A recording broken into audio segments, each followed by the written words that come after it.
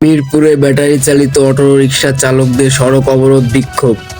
Battery চালিত autorickshaw বন্ধের প্রতিবাদে রাজধানীর মিরপুর গোলচত্বর এলাকা অবরোধ করে বিক্ষোভ করেছেন চালকেরা। আজ রোববার সকাল 10:30 থেকে তারা বিক্ষোভ শুরু করেন। এ সময় ওই এলাকার যান চলাচল বন্ধ হয়ে যায়। দুর্ভোগে পড়েন যাত্রীরা। বিক্ষোভকারীরা বলেছেন, রাস্তায় অটোরিকশা চলতে দিচ্ছে না পুলিশ।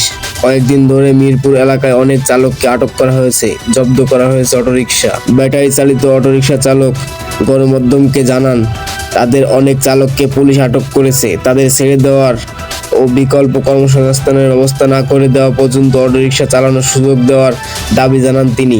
এই চালক আরও বলেন, সকালে কিস্তির টাকা নেওয়ার জন্য লোকজন এসে তার বাসায় বসে আছেন। অটোরিকশা বন্ধ থাকায় কোনো উপার্জন নেই। কিভাবে কিস্তির টাকা পরিশোধ করবেন, পরিবারের খরচ চালাবেন, তা নিয়ে উদ্বেগ প্রকাশ করেন।